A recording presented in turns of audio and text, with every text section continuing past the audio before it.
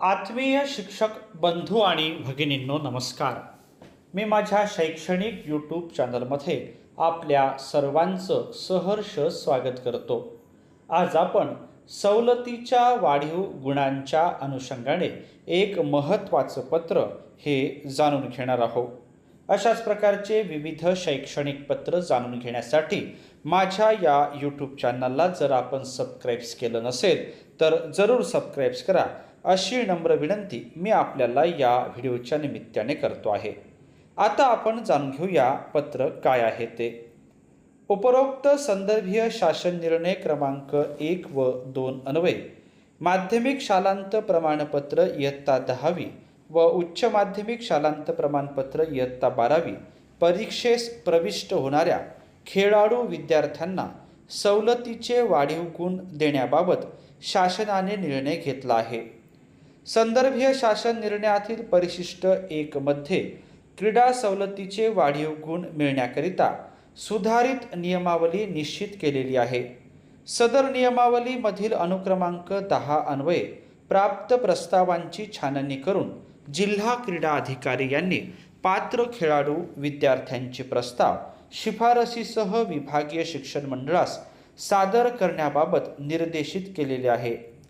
संदर्भीय शासन निर्णय क्रमांक 3 नुसार क्रीडागुण सवलतीचे वाढीव गुण देण्याच्या योजनेचे सुलभीकरण करणे व सदर सेवा महाराष्ट्र लोकसेवा हक्क अधिनियम 2015 अंतर्गत अधिसूचित करण्याचा निर्णय घेण्यात आला आहे. संदर्भ क्रमांक 4 अनुसार सन 2025-26 या वर्षाकरिता खेळाडू विद्यार्थ्यांचे क्रीडागुण सवलतीचे प्रस्ताव जिल्हा क्रीडा अधिकारी यांनी विभागीय शिक्षण मंडळ विभागाकडे दिनांक 15 एप्रिल 2026 पर्यंत स्वीकारण्याचे निर्देश विभागीय शिक्षण मंडळांना देण्यात आले आहेत.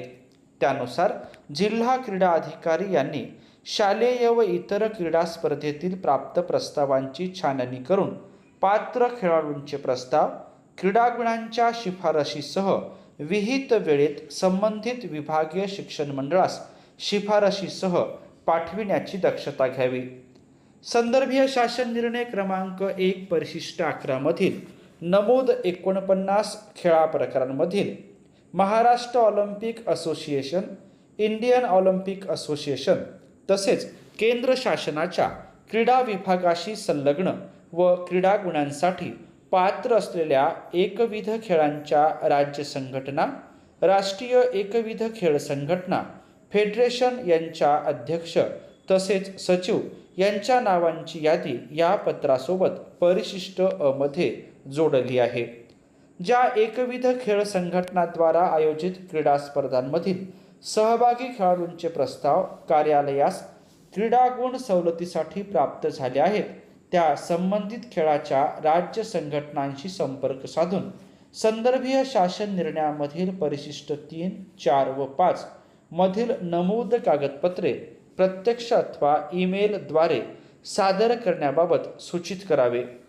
क्रीडागुण सवलतीच्या वाढीव गुणांसाठी विहित पद्धतीनुसार कार्यालयास प्राप्त झालेल्या अर्जामधील खेळाडूंपैकी पात्र असलेल्या खेळाडू विद्यार्थी क्रीडा सवलत गुणांपासून वंचित राहिल्यास संबंधित जिल्हा क्रीडा अधिकारी तसेच इतर संबंधित कर्मचारी यांच्यावर नियमानुसार शिस्तभंग विषयक कार्यवाही करण्यात येईल याची गांभीर्याने नोंद घ्यावी असे माननीय उपसंचालक क्रीडा व युवक सेवा महाराष्ट्र राज्य यांनी या पत्राच्या माध्यमातून कळविलेलं आहे.